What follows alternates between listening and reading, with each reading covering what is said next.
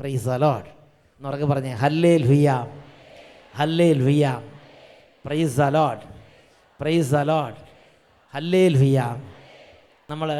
നമ്മുടെ കർത്താവിൻ്റെ പ്രവർത്തികൾ ഇന്ന വിധത്തിലേ വരൂ എന്ന് നമ്മൾ ചിന്തിക്കരുത്. നമ്മൾ ചിന്തിക്കാൻ പോകുന്ന വിഷയം കർത്താവാണ്. കർത്താവ് ആകാശത്തിലും ഭൂമിയിലും തനിക്ക് ഇഷ്ടമുള്ളത് പ്രവർത്തിക്കുന്നു. ഹല്ലേലൂയ എന്നുറക്കെ പറഞ്ഞേ ഹല്ലേലൂയ. പുറപ്പാടിൻ്റെ പുസ്തകം 4-ാം അധ്യായം 2 മുതൽ 7 വരെയുള്ള വാക്യങ്ങൾ. കർത്താവ് അവനോട് ചോദിച്ചു, നിൻ്റെ കയ്യിലിരിക്കുന്നത് എന്താണ്? ഒരു വടി എന്ന് അവൻ പറഞ്ഞു. കർത്താവ് അവനോട് പറഞ്ഞു, അത് നിലത്തിടുക.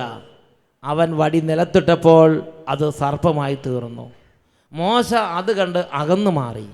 കർത്താവ് അരുളി ചെയ്തു, കൈ നീട്ടി അതിൻ്റെ വാലിൽ പിടിക്കുക. അപ്പോൾ വീണ്ടും അത് വടിയായി. Price the Lord. അതിന് പകരം വാലിൽ പിടിക്കാൻ പറഞ്ഞപ്പോൾ തലയിൽ കയറി പിടിക്കുമായിരുന്നെങ്കിലോ? അങ്ങനത്തെ ചില ആളുകളുണ്ട്. എന്താണോ പറയണത് അതിന് വിപരീതം ചെയ്യുള്ളൂ. എഴുന്നേറ്റ് ഇരിക്കാൻ പറഞ്ഞാൽ അപ്പം ഇരിക്കും, ഇരിക്കാൻ പറഞ്ഞാൽ അപ്പം മുട്ടുകുത്തി നിൽക്കും, കൈ ഉയർത്താൻ പറഞ്ഞാൽ കൈ കെട്ടി നിൽക്കും, കൈ കൂപ്പി നിൽക്കാൻ പറഞ്ഞാൽ കൈ ഉയർത്തി പിടിക്കും.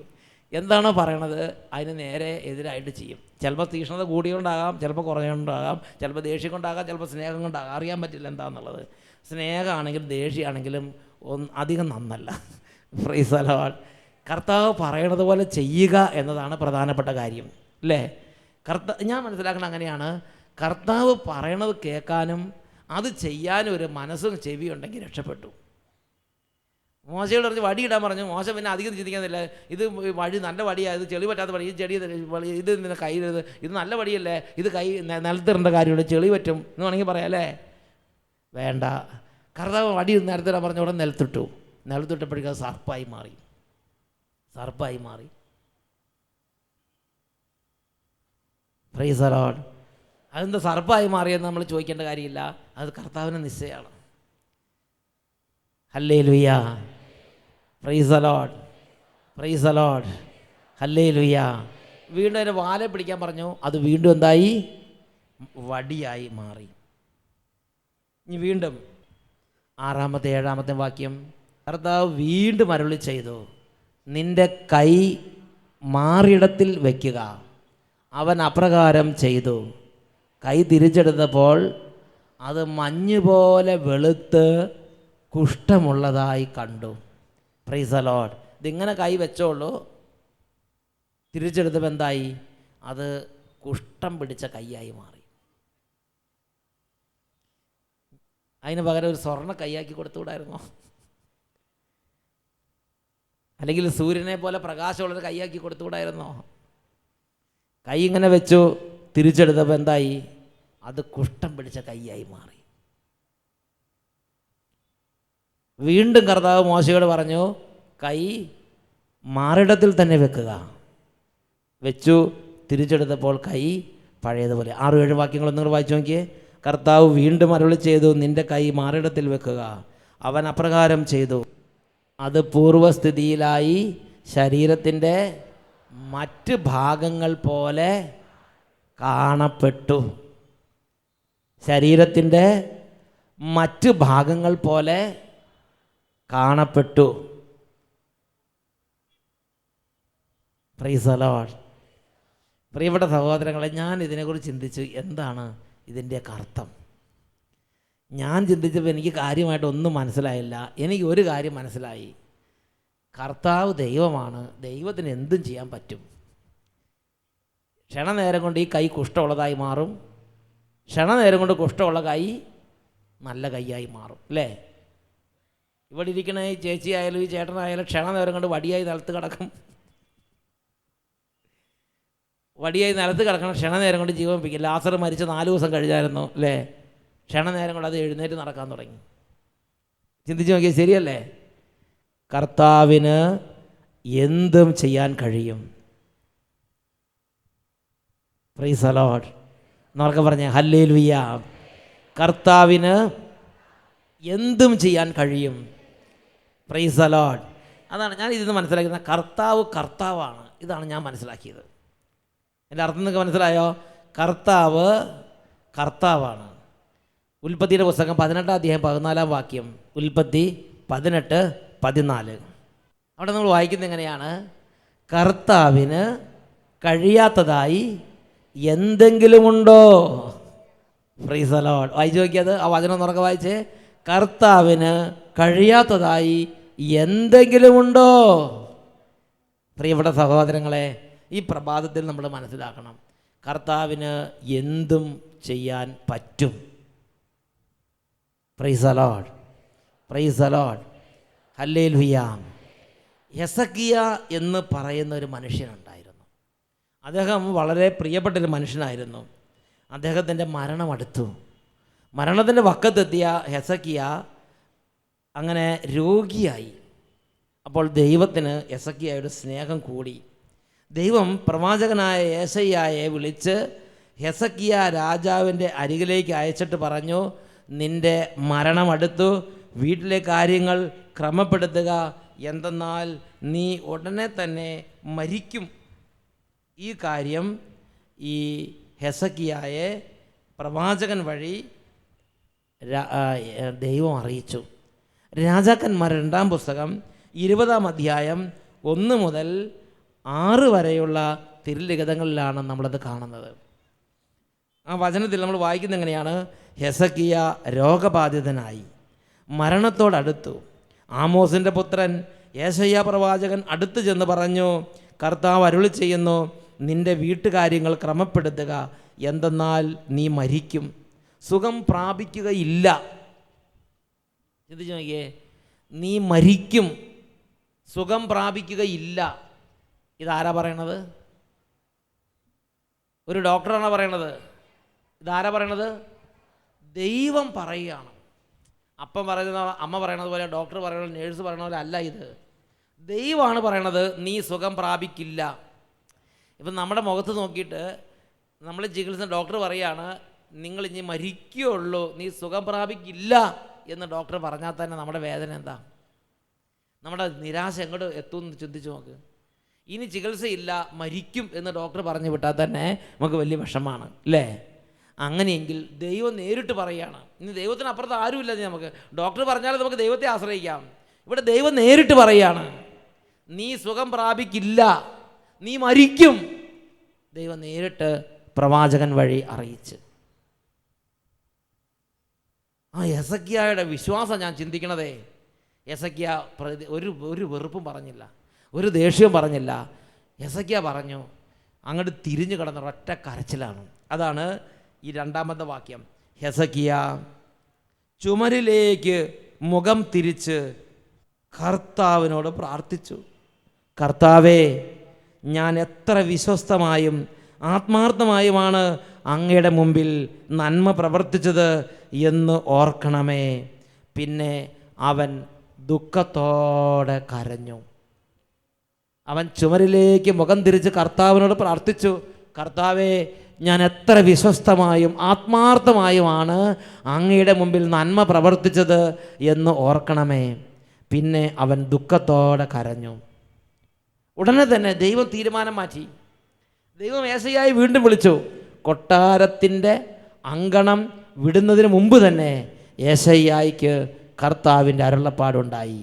നീ മടങ്ങിച്ചെന്ന് എൻ്റെ ജനത്തിൻ്റെ രാജാവായ ഹെസക്കിയായോട് പറയുക, ഞാൻ നിൻ്റെ കണ്ണുനീർ കാണുകയും പ്രാർത്ഥന കേൾക്കുകയും ചെയ്തിരിക്കുന്നു. ഞാൻ നിന്നെ സുഖപ്പെടുത്തും. 3-ാം ദിവസം നീ കർത്താവിൻ്റെ ആലയത്തിലേക്ക് പോകും. ഞാൻ നിൻ്റെ ആയുസ് 15 വർഷം കൂടെ നീട്ടിത്തരും. Hallelujah, hallelujah. എത്ര വർഷം? ഞാൻ നിൻ്റെ ആയുസ് 15 വർഷം കൂടെ നീട്ടിത്തരും. പ്രിയപ്പെട്ട സഹോദരങ്ങളെ, ഈ ഒരു ഭാഗത്തെക്കുറിച്ച് വീണ്ടും നമ്മൾ മറ്റു ചില ഭാഗത്ത് കാണുന്നുണ്ട്.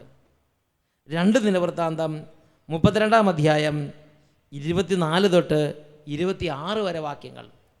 അതുപോലെ യേശയ്യായുടെ പുസ്തകം 38-ാം അധ്യായത്തിലും അത് തന്നെ നമ്മൾ കാണുന്നുണ്ട്. അവിടെ നമ്മൾ കാണുമ്പോൾ അവിടെ ഒരു കാര്യം യേശയ്യ പറയണതായിട്ട് രേഖപ്പെടുത്തിയിട്ടുണ്ട്. എന്താണെന്നറിയോ? അവിടെ ദൈവം ഏശയ്യായ്ക്ക് ഒരു നിർദ്ദേശം കൊടുത്തു. ഏശയ്യ രാജാവിനോട് പറഞ്ഞു, നീ ഒരു അത്തി അട ഉണ്ടാക്കി നിൻ്റെ മുറിവിൻ്റെ മേൽ വെക്കുക.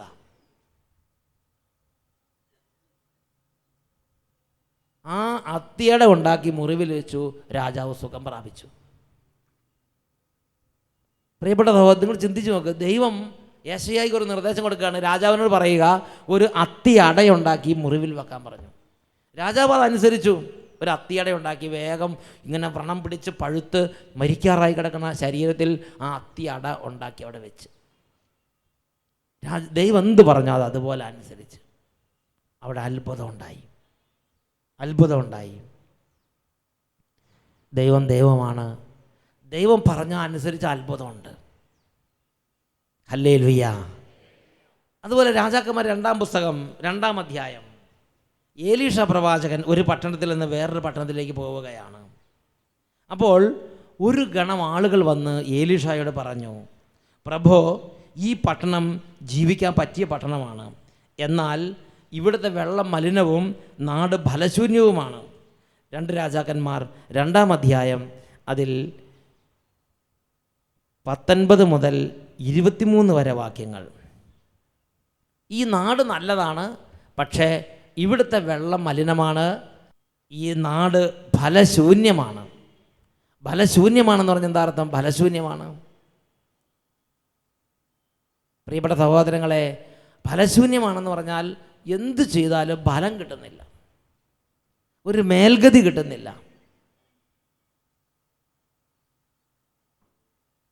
ഒരു ഒരു ഒരു സന്തോഷമില്ല അവിടെ. എന്ത് ചെയ്താലും ഒരു റിസൾട്ടില്ല. കുട്ടികൾ പറയണ്ട, എത്ര പഠിച്ചാലും ഒരു റിസൾട്ടില്ല. എത്ര പഠിച്ചാലും റിസൾട്ട് ഇല്ലാത്ത കുട്ടികളുണ്ട്. എത്രമാത്രം നല്ല സർട്ടിഫിക്കറ്റുകളുണ്ടെങ്കിലും ജോലി ഇല്ലാത്തവരുണ്ട്. എത്രമാത്രം സാമർഥ്യം കഴിവുണ്ടെങ്കിലും കുടുംബത്തിലേക്ക് 5 പൈസയുടെ വരുമാനം ഉണ്ടാക്കാൻ പറ്റാത്തവരുണ്ട്. എത്രമാത്രം ചത്ത് പ്രാർത്ഥിച്ചാലും പ്രാർത്ഥനയിൽ വളരാത്തവരുണ്ട്. Hallelujah, praise the Lord, praise the Lord. പ്രിയപ്പെട്ട സഹോദരങ്ങൾ, അതേപോലെയാണ് ഈ ജനത്തിൻ്റെ സ്ഥിതി. ആ ജനത്തിൻ്റെ സ്ഥിതി പറയണതാണ്, ഇവിടെ എന്ത് ചെയ്തിട്ട് ഒരു ഗുണം കിട്ടുന്നില്ല. ഉടനെ ഏലീഷ ദൈവത്തോട് സംസാരിച്ച്. ദൈവം പറയുന്നു, ഒരു സിമ്പിൾ കാര്യം പറഞ്ഞുള്ളൂ, ലേശം ഉപ്പ് കൊടുന്ന് ആ കിണറ്റിലിടുക. ഉടനെ ഏലീഷ ജനങ്ങളോട് പറഞ്ഞു, ഒരു പുതിയ പാത്രം കൊണ്ടുവരുവിൻ, കുറച്ച് ഉപ്പ് കൊണ്ടുവരിക, ഒരു ഉറവയുടെ അടുത്തേക്ക് എന്നെ നയിക്കുക. അവർ അതെല്ലാം ചെയ്തു. ഏലീഷ ആ ഉപ്പെടുത്ത് പ്രാർത്ഥിച്ച് ആ ഉറവയിലേക്ക് ഇട്ടിട്ട് പറഞ്ഞു, ഇന്ന് ഈ ഉറവ ഞാൻ ശുദ്ധീകരിക്കുന്നു. ഇത് മരണത്തിനോ ഫലശൂന്യതയ്ക്കോ കാരണമാവുകയില്ല. ഏലീഷയുടെ വാക്കനുസരിച്ച് ആ ക്ഷണം തൊട്ട് ആ മണ്ണിൻ്റെയും കാലാവസ്ഥയുടെയും കെട്ടുകൾ അഴിഞ്ഞു, വിടുതൽ പ്രാപിച്ചു. ഹല്ലേലൂയ. ഒരു സിമ്പിൾ സൊല്യൂഷനാണ്. വേറൊരാളുടെ അനുഭവം നിങ്ങൾ ശ്രദ്ധിച്ചു നോക്കിയേ. അതാണ് നാമാൻ. കുഷ്ഠം വന്ന് തല മുതൽ കാല് വരെ കുഷ്ഠം വന്ന് ഒരാൾക്ക് സുഖപ്പെടുത്താൻ പറ്റാതെ നാമാൻ നരകിക്കുകയാണ് അക്ഷരാർത്ഥത്തിൽ നാമാൻ ആ കുഷ്ഠവുമായിട്ട് ഇതാ ഏലീഷയുടെ അടുത്തേക്ക് വന്നു. ഏലീഷയുടെ അടുത്തേക്ക് ചെന്ന് നാമാനോട് ഏലീഷ ദൈവത്തിൻ്റെ ആലോചന കിട്ടി. ഏലീഷയുടെ ദൈവത്തിൽ നിന്ന് ആലോചന കിട്ടിയപ്പോൾ ഏലീഷ നാമാനോട് പറഞ്ഞു, നീ ആ ജോർദാൻ നദിയിൽ പോയി 7 തവണ മുങ്ങിക്കുളിക്കുക. ഇത്രേ പറഞ്ഞുള്ളൂ. ആ ശരീരത്തിൽ നിന്ന് കുഷ്ഠം ഇത്രയും കാലം ഒരുപാട് പേര് അവരുടെ സർവ്വ കഴിവ് ഉപയോഗിച്ച് പരിശ്രമിച്ചിട്ട് നീങ്ങിപ്പോകാതിരുന്ന കുഷ്ഠം ദൈവം ആ ജോർദാൻ നദിയിൽ 7 തവണ മുങ്ങാൻ പറഞ്ഞു. 7 തവണ മുങ്ങി ആ കുഷ്ഠം ശരീരത്തിൽ നിന്ന് നീങ്ങിപ്പോയി. എന്നുറക്കെ പറഞ്ഞേ, hallelujah, hallelujah, praise the Lord. അതുപോലെ രാജാക്കന്മാർ 2-ാം പുസ്തകം അതിൽ 4-ാം അധ്യായം 38 മുതൽ 41 വരെ വാക്യങ്ങൾ. 2 രാജാക്കന്മാർ 4-ാം അധ്യായം 38 മുതൽ 41 വരെ തിരുലിഖിതങ്ങൾ. ഏലീഷ വീണ്ടും ഗിൽഗാലിലെത്തി. അവിടെ ക്ഷാമമായിരുന്നു. പ്രവാചകഗണം മുമ്പിലിരിക്കെ അവൻ വൃത്തിനോട് പറഞ്ഞു, പ്രവാചകഗണത്തിന് വലിയ പാത്രത്തിൽ അവിയൽ തയ്യാറാക്കുക. അവരിലൊരുവൻ വയലിൽ നിന്ന് സസ്യങ്ങൾ ശേഖരിക്കുമ്പോൾ ഒരു കാട്ടുമുതിരി കാണുകയും അതിൽ നിന്ന് മടി നിറയെ കായ്കൾ പറിച്ചെടുക്കുകയും ചെയ്തു. അവ എന്താണെന്ന് മനസ്സിലാക്കാതെ നുറുക്കി പാത്രത്തിലിട്ടു. അനന്തരം അവിയൽ വിളമ്പി. ഭക്ഷിച്ചു തുടങ്ങിയപ്പോൾ അവർ നിലവിളിച്ചു, ദൈവപുരുഷ, പാത്രത്തിൽ മരണം പതിയിരിക്കുന്നു. ദൈവപുരുഷ, പാത്രത്തിൽ മരണം പതിയിരിക്കുന്നു. അയ്യോ, കഴിച്ചവർ കുഴഞ്ഞു വീഴുക. ഇന്നത്തെ പോലെ ആംബുലൻസ് ഉണ്ടെങ്കിൽ ഒരുപാട് ആംബുലൻസ് വരേണ്ടതാണ്. കാരണം 100-ലധികം ആളുകൾ, ഒരുപാട് പേര് ഭക്ഷണം കഴിച്ച് കുഴഞ്ഞു വീഴുക. അപ്പോൾ അവർ നിലവിളിച്ചു, ദൈവപുരുഷ, ഇതാ പാത്രത്തിൽ മരണം പതിയിരിക്കുന്നു. ഉടനെ പ്രവാചകൻ ദൈവത്തോട് ആലോചന ചോദിച്ച് ദൈവം ഒരു ഉത്തരം കൊടുത്തു. ഉടനെ ഒരു പിടി മാവെടുത്ത് ദൈവത്തെ വിളിച്ച് ആ പാത്രത്തിലേക്ക് ഇട്ടു. ഒരു പിടി മാവ്, അതൊരു പക്ഷേ ഉപ്പുമാവ് ഉണ്ടാക്കാൻ വെച്ച മാവായിരിക്കാം, ഒരു പക്ഷേ പുട്ടുണ്ടാക്കാൻ വെച്ച പൊടിയായിരിക്കാം, അറിയാൻ പാടില്ല എന്താണെന്ന്. എന്തായാലും ഒരു പിടി മാവ്, അവിടെ ഉണ്ടായിരുന്ന മാവ്. Price the Lord. മാവ് എടുത്തിട്ടു. അത് മാറിയെന്ന് മാത്രമല്ല, അത് ഔഷധമായി മാറി. ആദ്യം കഴിച്ച് കുഴഞ്ഞിങ്ങനെ കിടന്നവരുണ്ടല്ലോ, അതല്ല, ഇത് കഴിച്ചപ്പം പുഷ്ടി പ്രാപിച്ച് ദീപൻ ചായ കുടിച്ച മാതിരി. അല്ല, ദീപൻ ചായയുടെ പരസ്യമല്ല, എന്നൊക്കെ പറഞ്ഞ് ഹല്ലേലൂയ. ചാടി എഴുന്നേറ്റ്. എൻ്റേത് ഇങ്ങനെ കിടക്കുകയായിരുന്നു, ചാടി എഴുന്നേറ്റ് ഔഷധമായി മാറി. ദൈവം പറഞ്ഞു, ഒരു പിടി മാവെടുത്തിട്ടു, അത്ഭുതമായി മാറി. പ്രൈസ് ദി ലോർഡ് എന്നൊക്കെ പറഞ്ഞേ hallelujah, hallelujah, praise the Lord. പ്രിയപ്പെട്ട സഹോദരങ്ങളെ, ഇങ്ങനെ നമ്മുടെ ജീവിതത്തിൽ ദൈവത്തിന് ഒരു 100,000 വഴികളിലൂടെ പ്രവർത്തിക്കാൻ പറ്റും. കഴിഞ്ഞ വർഷം മറൈൻ ഡ്രൈവ് കൺവെൻഷൻ നടക്കുമ്പോൾ ഒരു ചേച്ചി വന്നൊരു അനുഭവം പറഞ്ഞു. കഴിഞ്ഞ വർഷം ആ ചേച്ചി 10 വർഷം മുമ്പ് വീടിന് തറയിട്ടു. പിന്നെ 1 ഇഞ്ച്, ഒരു തരി അങ്ങോട്ടും നീങ്ങാൻ പറ്റില്ല, ഇങ്ങോട്ടും നീങ്ങാൻ പറ്റണില്ല. അപ്പോൾ എന്ത് ചെയ്തു? ചേച്ചി വേഗം ഈ കൺവെൻഷൻ ഗ്രൗണ്ടിലേക്ക് വന്നു. ഈ ചേച്ചി വേഗം കൺവെൻഷൻ ഗ്രൗണ്ടിലേക്ക് വന്നിട്ട് അവിടുന്ന് കുറച്ച് ചരലുണ്ടായിരുന്നു, ആ ചരൽ ലേശം എടുത്തിട്ട് വന്നു. വെറും ചരൽ. ആ ചരൽ കൊണ്ടുവന്നു. അപ്പോൾ വെഞ്ചിരിപ്പിച്ചിടണം എന്നൊരു തോന്നലുണ്ടായി.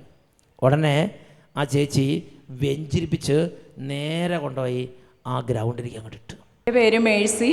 ഞാൻ Kaloor Kathrikadavu Saint Francis Xavier പള്ളിയുടെ അവകാംഗമാണ്. സേവിയാർ പുണ്യാളൻ്റെ പള്ളി എന്നാണ് എനിക്കിഷ്ടമായി പറഞ്ഞു. ഞാൻ 2008 അഭിഷേകാഗ്നി ധ്യാനത്തിൽ ഇവിടെ പങ്കെടുക്കുകയും എന്നാൽ ഞങ്ങളുടെ വീട് പണിയാൻ ആഗ്രഹിച്ചിട്ട് സാധിക്കാതെ ഞങ്ങൾ 5-8 വർഷം മുമ്പ് വീട് പണിക്ക് വേണ്ട മണൽ 1995 ആണ്ടിൽ മണല്, കല്ല് ഇതെല്ലാം അടിച്ചവിടെ ഇട്ടിരിക്കുകയാണ്. പണി നീങ്ങണേ ഇല്ല. പണി തുടങ്ങാൻ പറ്റിയില്ല. അങ്ങനെ ഞാൻ 2008 അഭിഷേകാഗ്നി ധ്യാനത്തിൽ അച്ഛൻ്റെ ഡെലിവറൻസ് പ്രാർത്ഥനയിൽ അച്ഛൻ ഇങ്ങനെ പറഞ്ഞ്, വീട് പണിയെല്ലാം തടസ്സപ്പെട്ട് അങ്ങനെയെല്ലാം ചെയ്യാൻ പറ്റാത്ത അവസ്ഥയുണ്ടെങ്കിൽ എന്തെങ്കിലും കൊണ്ടുവന്ന് വെഞ്ചിരിച്ചിട്ടാൽ ആ പണി തടസ്സങ്ങളെല്ലാം മാറിക്കിട്ടുമെന്ന് പറഞ്ഞ് ഞാൻ അങ്ങനെ ആ ചരലിൽ നിന്ന് കുറച്ച് മുറ്റത്ത് കിടന്ന മണലിൽ നിന്ന് ഒരുപടി മണൽ വാരി കൊടുന്ന് അന്ന് ആ വെഞ്ചിരിപ്പിന്റെ സമയത്ത് ഈ അമ്മ അങ്ങോട്ട് വെഞ്ചിരിപ്പിച്ച് എന്നിട്ടോ അവിടെ കൊണ്ട് ആ മണലിൻ്റെ കൂടെ ഇട്ട് പിന്നെ ഞാൻ ദിവസവും ബലിയർപ്പിക്കാൻ പോകുമ്പോൾ ഈ കാര്യം സമർപ്പിച്ച് പ്രാർത്ഥിച്ചതിൻ്റെ ഫലമായിട്ട് 2008 സെപ്റ്റംബറിൽ 8-ാം തീയതി വീട് പണിയാൻ തുടങ്ങിയിട്ട് ഞങ്ങൾ പ്ലാൻ വരച്ചതിലും വിപുലീകരിച്ച് നല്ല രീതിയിൽ പണിയാൻ സാധിച്ചു. മോളിൽ 2 പോർഷനായിട്ട് പണിയാനും നല്ലൊരു വീട് പണിയാൻ ഉദ്ദേശിച്ച ചെറിയൊരു വീട്, പക്ഷെ ദൈവം പണിയാനങ്ങ് തുടങ്ങിയപ്പം വിസ്തരിച്ചൊരു വീട് അങ്ങോട്ട് പണിത്. എത്ര മാസം കൊണ്ട് തന്നെ പണി തീർന്നു? 8 മാസം കൊണ്ട് വീട് പണി തീരുകയും മോളിൽ 2 വശത്തും നല്ല വാടകക്കാരെ തരികയും ചെയ്ത് 1995 മണല് കല്ല് ഇതൊക്കെ അടിച്ചവിടെ കിടക്കണം തുടങ്ങിയിട്ട് 1 ഇഞ്ച് പണി നീങ്ങിയില്ല. അപ്പോഴാണ് 2008 വർഷങ്ങൾ എത്ര കഴിഞ്ഞിട്ടുണ്ട്. 2008 വെഞ്ചിരിക്കാനുള്ള എന്തെങ്കിലും വസ്തുക്കൾ കൊണ്ടുവന്ന് വെഞ്ചിരിച്ച് തരുമെന്ന് കേട്ടപ്പോൾ ഈ അമ്മ മുറ്റത്ത് കടന്ന് ചരൽ കൊണ്ട് ഒരു പിടി ചരൽ ഒരു പാത്രത്തിലാക്കി കൊണ്ടുവന്ന് യേശുവേ എന്ന് പറഞ്ഞിങ്ങനെ പിടിച്ച് അങ്ങനെ അച്ഛന്മാർ വെഞ്ചിരിച്ചപ്പോൾ അങ്ങനെ വെഞ്ചിരിച്ച് കൊടുത്ത് വെഞ്ചിരിച്ച സമയത്ത് ദൈവശക്തി നമ്മൾ ആവസിച്ച് ഇതവിടെ കൊണ്ടിട്ട് പിന്നെ അധികം താമസമില്ല, പെട്ടെന്ന് നന്നായിട്ട് വീട് പണി തുടങ്ങി. 8 മാസത്തിനുള്ളിൽ പണി പൂർത്തിയായി. അതും വിചാരിച്ചാലും നല്ല വിശാലമായ ഒരു വീട്. Price the Lord. ഹല്ലേലൂയ. നിങ്ങൾ അത് ചിന്തിച്ചിരിക്കുക, അവർ എത്രയോ എന്തൊക്കെ വഴികൾ നോക്കി കാണും. ലോണിന് പോയി നോക്കി കാണും, അങ്ങോട്ട് നോക്കി കാണും, ഇങ്ങോട്ട് നോക്കി കാണും, പലതും നോക്കിയിട്ടുണ്ടാവും. പക്ഷേ ദൈവത്തിന് സിമ്പിൾ, കുറച്ച് ചരൾ അത് മതിയായിരുന്നു. അതിനെ ബ്ലെസ് ചെയ്തു, അതവിടെ കൊണ്ടിട്ടു. ദൈവശക്തിയാൽ അതിൻ്റെ തടസ്സങ്ങളൊക്കെ മാറി അത്ഭുതങ്ങൾ ചെയ്തു. യേശു ജീവിച്ചിരുന്ന കാലത്ത് യേശുവിൻ്റെ അവിടെ വന്നിട്ട് യേശുവേ യേശുവേ എന്ന് പറഞ്ഞ് കണ്ണോട്ടന്മാർ പ്രാർത്ഥിച്ച്. യേശു ഒരാൾ എന്ത് ചെയ്യുന്നറിയോ, ലേശം തുപ്പലെടുത്ത് ഇച്ചിരി ചെളി ഉണ്ടാക്കി പേസ്റ്റ് ചെയ്ത് കൊടുത്തു വിട്ട്, നീ അവിടെ പോയി കഴുകിയാൽ മതി എന്ന് പറഞ്ഞു. കഴുകി കണ്ണ് രണ്ടും തെളിഞ്ഞു വന്നു. ഹല്ലേലൂയ. ആ അഴീകലിൽ ദേ ഇപ്പം കൈ വെച്ച് പ്രാർത്ഥിക്കുന്നു പറഞ്ഞു. അമ്മ മകളുടെ ആ തലയെ കൈ വെച്ചു. മകളുടെ വണ്ടാനം, കോട്ടയം ഇവിടെയൊക്കെ ചികിത്സിച്ചിട്ട് ഇത് 11 വർഷം ശേഷമുള്ള മറുകാണ്. ഇനി ഹീലിംഗ് ഇല്ലെന്ന് പറഞ്ഞ ഡോക്ടർമാർ വിട്ട മറുക് അമ്മ വെറുതെ എപ്പോഴും അമ്മ കൈ വെച്ചാൽ ചിലപ്പം വേറെ പ്രശ്നമാവും. Price the Lord. എന്നാൽ കൈ വെച്ച് പ്രാർത്ഥിക്കൂ എന്ന് പറഞ്ഞു. ആ സമയത്ത് പ്രാർത്ഥിച്ചു. ആ സമയത്ത് ഹീലിംഗ് കൊടുത്ത് കർത്താവ് അനുഗ്രഹിച്ചു. അച്ഛൻ അനന്തപുരി കൺവെൻഷൻ തിരുവനന്തപുരത്ത് നടത്തുമ്പം ഒരു ചേട്ടൻ വന്നു. ആ ചേട്ടൻ പറഞ്ഞു, എൻ്റെ മകൻ 8 മാസമായി ശരീരം തളർന്ന് നാവ് കുഴഞ്ഞ് ഒരക്ഷരം മിണ്ടില്ല, അങ്ങനെ ചികിത്സ പാളിപ്പോയതാ, അങ്ങനെ ശരീരം കുഴഞ്ഞ് കിടക്കുക. കണ്ണിൻ്റെ ഉള്ളിൽ മാത്രം ലേശം അനങ്ങും, വേറെ വിരലിൻ്റെ തുമ്പത്ത് മാത്രം ഒരു സ്പർശനമുണ്ട്, വേറെ ശരീരം ഇങ്ങനെ കിടക്കുക. അപ്പോഴാണ് അതിരമ്പുഴ കൺവെൻഷനിൽ വന്നപ്പം ബ്രെഡിൻ്റെ ഒരു കഷ്ണം, ഉച്ചയ്ക്ക് വെഞ്ചിരിക്കുന്ന ബ്രെഡിൻ്റെ ഒരു കഷ്ണം കൊണ്ടുപോകാനായിട്ട് നിർദ്ദേശം കൊടുത്ത് ചേട്ടന് വിശ്വസിച്ച്. ഇവിടെ പലർക്കും ഉച്ചയ്ക്ക് കൊടുക്കുന്ന ബ്രെഡ് കാണുമ്പം തന്നെ ഒരു ദേഷ്യമാണ്. പക്ഷേ ആ ചേട്ടനത് വിശ്വസിച്ച് ആ ചേട്ടൻ പോലും കഴിക്കാതെ ചേട്ടൻ കുട്ടിക്ക് വേണ്ടി ഒരു കഷ്ണം ബ്രെഡ് എടുത്തുകൊണ്ട് പോയി. ഞങ്ങൾ കോട്ടയം ജില്ലയിലെ പാലാ രൂപതയിൽ നിന്നും തിടനാട് എന്ന് പറയുന്ന സ്ഥലത്തു നിന്നാണ്. 9 മാസങ്ങൾക്ക് മുമ്പ് ശ്രീചിത്ര ഹോസ്പിറ്റലിൽ മെഡുലോബ്ലാസ്റ്റോമ, അതായത് മെഡുലോബ്ലാസ്റ്റോമ എന്ന് പറഞ്ഞു കഴിഞ്ഞാൽ വളരെ അപൂർവം ചില മാത്രമേ രക്ഷപ്പെടൂ ഉള്ളതെന്നാണ് ഡോക്ടേഴ്സ് പറഞ്ഞത്. അപ്പോൾ അവർ ഓപ്പറേഷൻ ചെയ്യുന്നതിന് മുമ്പ് പറഞ്ഞു 10% മാത്രം സാധ്യതയുള്ള ഒരു ഓപ്പറേഷൻ ആയിരിക്കും ഇതെന്ന് പറഞ്ഞു. അതോടുകൂടി കുട്ടി ഇനി ഒരിക്കലും സംസാരിക്കില്ല, ചെവി കേൾക്കത്തില്ല, കണ്ണ് കാണത്തില്ല, നടക്കാൻ ബുദ്ധിമുട്ടുണ്ടാകും എന്ന് പറഞ്ഞു. അത് കഴിഞ്ഞ് അവരെഴുതിയും തന്നു, ഇനി ഒരിക്കലും വർത്തമാനം പറയാൻ മാത്രം സാധിക്കില്ല എന്ന്. ഞങ്ങൾ അതിനകത്തുള്ള രീതിയിൽ ധ്യാനത്തിൽ കൂടുകയും. എവിടെ? അതിരമ്പുഴയിലാണ്. എവിടെ കൂടിയത്? ഞങ്ങൾ അതിരമ്പുഴ ധ്യാനത്തിൽ കോട്ടയത്ത്. ഞാൻ ഇവിടെ കൊച്ചിനെ അവിടെ ആശുപത്രി കിടക്കുമായിരുന്നു. അത് കഴിഞ്ഞ് കൊച്ചിനെ ട്രീറ്റ്മെൻറ്റ് കഴിഞ്ഞ് ഞങ്ങളിവിടെ ഒരു വീടെടുത്ത് താമസിക്കുമായിരുന്നു. ഞാൻ എൻ്റെ ഇപ്പാപ്പന്, അതായത് ഇവിടെ ഇപ്പാപ്പന് 4 ദിവസം അതിരമ്പുഴ ധ്യാനം കൂടി. അതും കൂടി കഴിഞ്ഞപ്പോൾ 5-ാമത്തെ ദിവസം നീ ഉറപ്പായിട്ടും വരണം എന്ന് പറഞ്ഞു. ഞാൻ ഇവിടുന്ന് ട്രെയിനെ കയറി കോട്ടയത്ത് ഇറങ്ങി. ധ്യാനത്തിൻ്റെ 11:30 കഴിഞ്ഞപ്പോൾ ഞാൻ അതിരമ്പുഴയിൽ ചെന്ന് കഴിഞ്ഞപ്പോൾ ഉച്ചഭക്ഷണത്തിന് എൻ്റെ കയ്യിൽ ഒന്നുമില്ല. കാരണം ഉച്ചഭക്ഷണത്തിന് ഇരുന്ന് കഴിഞ്ഞപ്പോൾ ഞാൻ കൊച്ചിന് കൊടുക്കാൻ വേണ്ടി ഉച്ചഭക്ഷണത്തിൽ നിന്ന് 4 കഷ്ണം ബ്രെഡ് കൊച്ചിന് വേണ്ടി ഞാൻ കഴിക്കാതെ തന്നെ മാറ്റി വെച്ചു. 4 കഷ്ണം ബ്രെഡ്.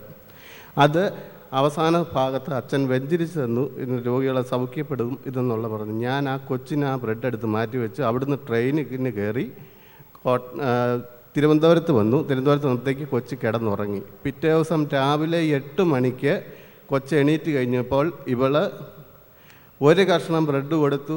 ആ 1 കഷ്ണം ബ്രെഡ് കഴിച്ച നിമിഷം മുതൽ അമ്മേ എന്ന് വിളിച്ചു.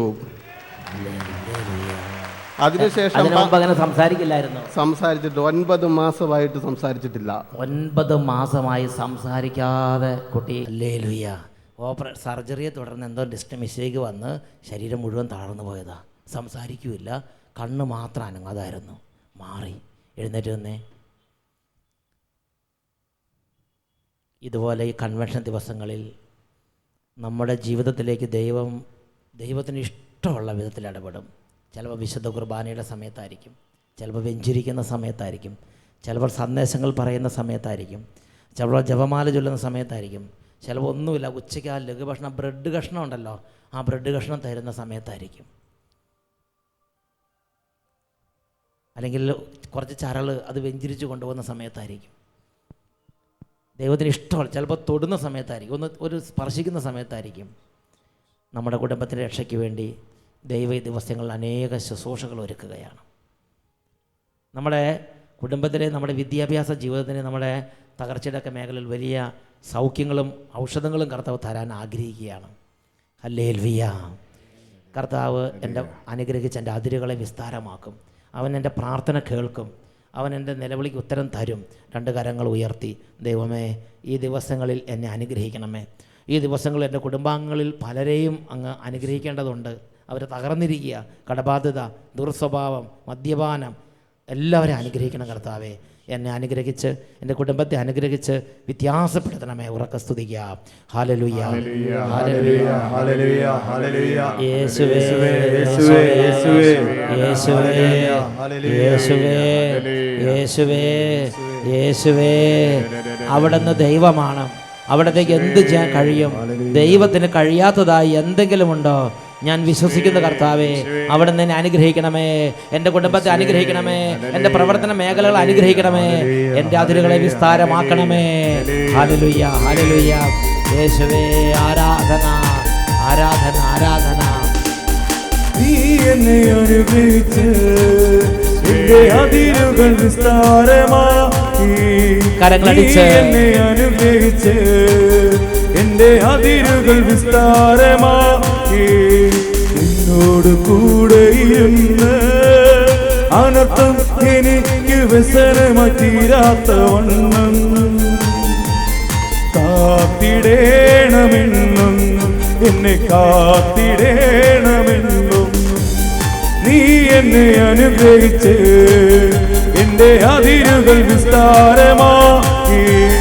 നീ എന്നെ അനുഗ്രഹിച്ച് എന്റെ അതിരുകൾ വിസ്താരമാക്കി.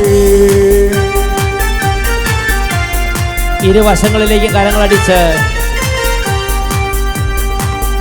കർത്താവിൻ്റെ ഇടപെടലുകളെയും വചനങ്ങളെയും വഴികളെയും അംഗീകരിച്ച് എൻ്റെ കർത്താവ് ഇടപെടുന്നവനാണ്, എൻ്റെ കർത്താവ് പ്രാർത്ഥന കേൾക്കുന്നവനാണ്, എൻ്റെ കർത്താവ് എൻ്റെ നിലവിളിക്ക് ഉത്തരം തരുന്നവനാണ്. ഞാൻ ആരാധിക്കുന്നു. Hallelujah, hallelujah. പ്രാർത്ഥന കേൾക്കുന്ന ദൈവം എനിക്കായി ജീവിപ്പതിനാ. പ്രാർത്ഥന കേൾക്കുന്ന ദൈവം എനിക്കായി ജീവിപ്പതിനാ. തുറന്നിടും അവൻ പുതുവാതിലുകൾ, ആർക്കുമാവില്ല അടച്ചിടുവാ. തുറന്നിടും അവൻ പുതുവാതിലുകൾ, ആർക്കുമാവില്ല അടച്ചിടുവാ. കൈകൾ ഉയർത്തി കൈയടിച്ച് എന്നെ അനുഗ്രഹിച്ച് എന്റെ അതിരുകൾ വിസ്താരമാക്കി. നീ എന്നെ അനുഗ്രഹിച്ച് എന്റെ അതിരുകൾ വിസ്താരമാക്കി. എന്നോട് കൂടെ ഇരുന്ന് അനർത്ഥം എനിക്ക് വ്യസനമായി തീരാത്തവണ്ണം കാത്തിടേണമെന്നും എന്നെ കാത്തിടേണമെന്നും കാത്തിടേണമെന്നും എന്നെ കാത്തിടേണമെന്നും. നീ എന്നെ അനുഗ്രഹിച്ച് എന്റെ അതിരുകൾ വിസ്താരമാക്കി. നീ എന്നെ അനുഗ്രഹിച്ച് എന്റെ അതിരുകൾ വിസ്താരമാക്കി. ഇടത്തോട്ടും വലത്തോട്ടും കൈകളടിച്ച്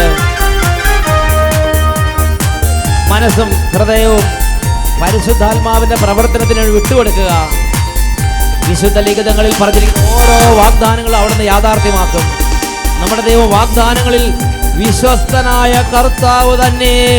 ഹല്ലേലൂയ, ഹല്ലേലൂയ, ഹല്ലേലൂയ, ഹല്ലേലൂയ. ഹൃദയങ്ങൾ അറിയും നാഥൻ നൽകിടും ആവശ്യമെല്ലാം. ഹൃദയങ്ങൾ അറിയും നാഥൻ നൽകിടും ആവശ്യമെല്ലാം. അവനെ നോക്കിയ ശോഭിതരാ അവരോ ഒരു നാളും ലജ്ജിക്കില്ല. അവനെ നോക്കിയ ശോഭിതരാ അവരോ ഒരു നാളും ലജ്ജിക്കില്ല. നീ എന്നെ അനുഗ്രഹിച്ച് കൈകൾ ഉയർത്തി കൈയടിച്ച് എന്റെ അതിരുകൾ വിസ്താരമാക്കി. നീ എന്നെ അനുഗ്രഹിച്ച് എന്റെ അതിരുകൾ വിസ്താരമാക്കി. എന്നോട് കൂടെ ഇരുന്ന് അനർത്ഥം എനിക്ക് വ്യസനമായി തീരാത്തവണ്ണം കാത്തിടേണമെന്നും എന്നെ കാത്തിടേണമെന്നും കാത്തിടേണമെന്നും എന്നെ കാത്തിടേണമെന്നും. രണ്ട് കരങ്ങളും നന്നായിട്ട് ഉയർത്തിപ്പിടിച്ച് ഓരോ അവസ്ഥകളെയും ദൈവസന്നിധിയിലേക്ക് സമർപ്പിച്ച് ഉറക്കെ സ്തുതിക്കുന്നു. Hallelujah, hallelujah. ഹല്ലേലൂയ, യേശുവേ, യേശുവേ, യേശുവേ, യേശുവേ, യേശുവേ. ഞങ്ങളങ്ങേ ആരാധിക്കുന്നു, ഞങ്ങളങ്ങേ ആരാധിക്കുന്നു. കർത്താവേ, അടങ്ങിയിരിക്കുന്ന ഹൃദയങ്ങളെ തുറക്കണമേ. മന്ദിച്ചുപോയ ജീവിതങ്ങളെ വീണ്ടും ഉണർവിലേക്ക് നയിക്കണമേ. പ്രത്യാശ നഷ്ടപ്പെട്ട ഹൃദയങ്ങളിലേക്ക് വീണ്ടും കൃപയുടെ അഭിഷേകം നൽകണമേ. പ്രാർത്ഥന ദുർബലമായ ജീവിതങ്ങളെ വീണ്ടും പ്രാർത്ഥനാ ശക്തിയിലേക്ക് നയിക്കണമേ. വിശ്വാസത്തിന്റെ മേഖലയിൽ വീണ്ടും അഭിഷേകം ചെയ്യണമേ. വചനത്താൽ ജീവിതങ്ങളെ വീണ്ടും പടുത്തുയർത്തണമേ. അന്ധകാരത്തിന്റെ അധിപതികളിൽ നിന്ന് വിടുവിക്കണമേ. നിരാശയുടെ കെട്ടുകൾ അഴിക്കണമേ. എല്ലാം മരവിപ്പും അന്ധത എടുത്തു മാറ്റണമേ. കുടുംബങ്ങളിലേക്ക് ഉണർവ് നൽകണമേ. പ്രാർത്ഥന അഭിഷേകം നൽകണമേ. സ്നേഹത്തിന്റെ അഭിഷേകം നൽകണമേ. ശക്തിയുടെ അഭിഷേകം നൽകണമേ. സൗഖ്യത്തിന്റെ അഭിഷേകം നൽകണമേ. രോഗപീഠകളിലേക്ക് എഴുന്നള്ളി വരണമേ. വിടുതൽ നൽകി അനുഗ്രഹിക്കണമേ. Hallelujah, hallelujah, hallelujah. യേശുവേ, യേശുവേ, യേശുവേ. Hallelujah, hallelujah, hallelujah. യേശുവേ ആരാധന, യേശുവേ ആരാധന. ഹല്ലേലൂയ.